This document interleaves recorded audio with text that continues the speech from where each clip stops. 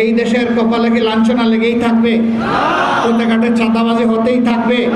দখলদারি চলতেই থাকবে?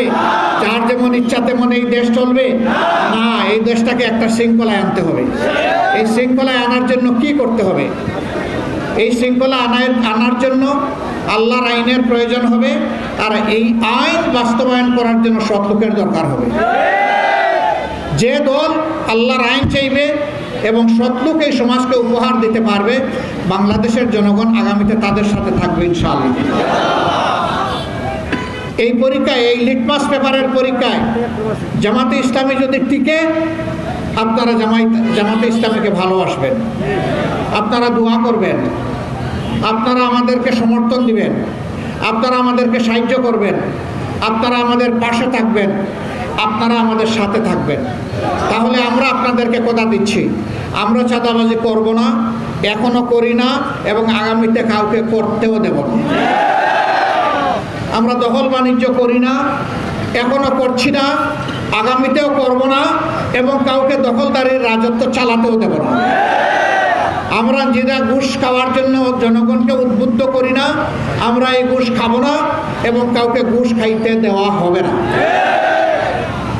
আমরা এমন একটি বাংলাদেশ ইনশাআল্লাহ উপহার দিতে চাই, যেই বাংলাদেশে আমাদের সন্তানেরা জন্ম নেওয়ার পরে সুশিক্ষা পাবে, নৈতিক শিক্ষা সহ, দ্বীনি শিক্ষা সহ। যেদিন সে শিক্ষার পাঠ চুকিয়ে বের হবে, সেই দিন তার হাতে অটোমেটিক্যালি কাজ চলে আসবে।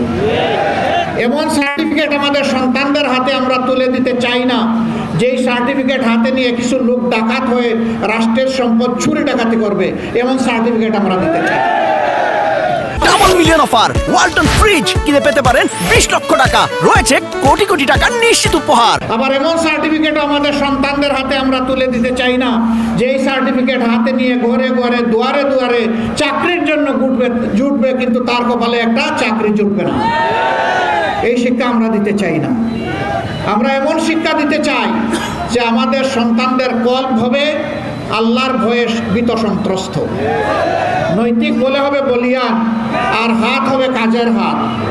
এইভাবে যদি 18 কোটি মানুষ হয়, তাইলে 36 কোটি মানুষের হাত হবে কাজের হাত। আমরা সেই যুবকদের সাথে খাতে আমাদের দেশ তুলে দিতে চাই। বলবেন যে যুবক মানে চুল সাদা, বুড়ো সাদা, দাড়ি সাদা, আমি যুবক হব কিভাবে? আপনি যুবক হতে পারবেন যদি আপনার কলিজা, আপনার হৃদয় যদি যুবক থাকে, তাইলে আপনি যুবক। কিন্তু যদি আপনার এই হৃদয়টা, কলিজাটা বুড়া হয়, আপনি বুড়া। আপনার বয়স 25 বছর হইলেও আপনি বুড়া। আপনার বয়স 100 বছর হওয়ার পরেও হৃদয় যদি তাজা থাকে, আপনি একজন যুবক। আল্লাহর জান্নাতে কোনো বুড়া মানুষ ঢুকবে না। আমরা এমন একটি বাংলাদেশ উপহার দেব ইনশাআল্লাহ। আমাদের মা বোনেরা মায়ের ইজ্জত পাবেন, সহোদরা বোনের ইজ্জত পাবেন, ঔরসজাত মেয়ের ইজ্জত পাবেন ইনশাআল্লাহ। তারা তাদের যোগ্যতা দক্ষতা অনুযায়ী সমাজের সকল ক্ষেত্রে উন্নয়নে অবদান রাখবেন। দুটা জিনিস বাড়তি পাবেন, একটা হচ্ছে ইজ্জত আর একটা নিরাপত্তা। এই দুই জিনিসই এখন নাই, অভাব।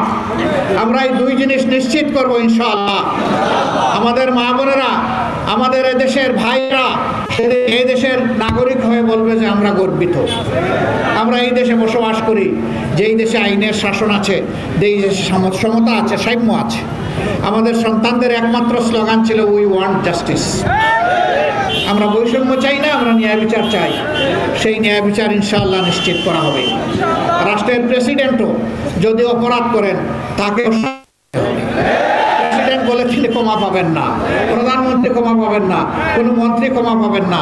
এখন যতদিন ক্ষমতায় তিনি ফেরেশতা, যেই ক্ষমতায় থেকে লামলেন তার চেয়ে আরো খারাপ। তার এখন বস্তা বস্তা হিসাব আসে, দেশে আসে, বিদেশে আসে না। আমরা ওটা হতে দেব না।